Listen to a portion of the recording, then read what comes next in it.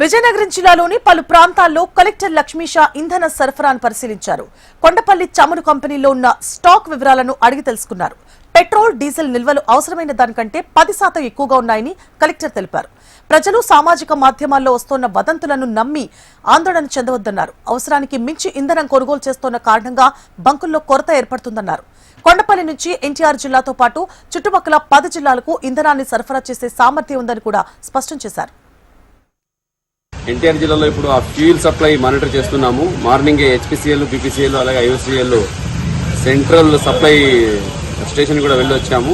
ఇప్పటివరకు చూసుకుంటే జిల్లాలో అవసరమైన 10% ఎక్కువనే సప్లై ఉంది.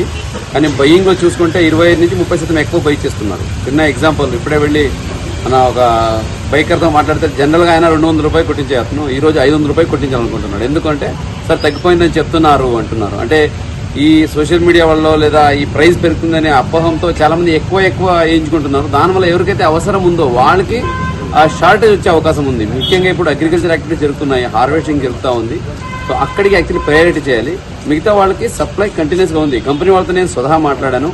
ఎక్కడ సప్లై పై నుంచి తగ్గలేదు. ఎంత కావాలకి ఇంకా 10% ఎక్కువనే ఇస్తున్నారు. కాబట్టి దయచేసి ప్రజలందరికీ నా విన్నపం ఒకటే, సప్లై సఫిషియెంట్గా ఉంది.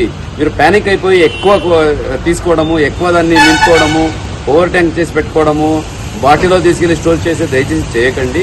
మీకు ఎంత అవసరం ఉన్నా అది ఇవ్వడానికి సిద్ధంగా ఉన్నాము. కానీ ప్యానిక్ బయింగ్ అవసరం లేదు.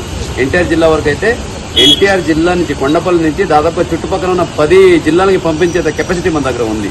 అంటే ఇక్కడి నుంచి అన్ని జిల్లాలకి వెళ్తాయి కాబట్టి ఇక్కడ ఎప్పటికీ కొరత రాదు. ఇప్పుడు ఎవరైతే ఈ బైక్ వాళ్ళు, కారు వాళ్ళు, అట్లాగే ఈ లారీ వాళ్ళు ఎక్కువ బై చేశారు, అందువల్ల అవసరం ఉన్న వాళ్ళు కొంచెం తగ్గిపోయింది. అది ఈ రోజు మార్నింగ్ నుంచే మానిటర్ చేస్తున్నాము. మధ్యాహ్నం కల్లా రెస్టోర్ అవుతుంది. అన్ని బంక్లో డీజిల్, పెట్రోల్ వస్తుంది కాబట్టి ఎవరు ప్యానిక్ అవ్వాల్సిన అవసరం లేదు. మీరు ఫస్ట్ అయితే ఎంత కొనుక్కుంటున్నారో 200కా 300కా అంతే కొనుక్కోండి. ఇప్పుడు మళ్ళీ తగ్గిపోతా ఉందేమో, ప్రైస్ పెరిగిపోతా ఉందేమో అని 500 రూపాయలకి 1000 రూపాయలకి పెట్టింది అవసరం లేదు. అలాగే బాటిల్లో పెట్టుకోవడము ఇటువంటి దయచేసి నమ్మకండి.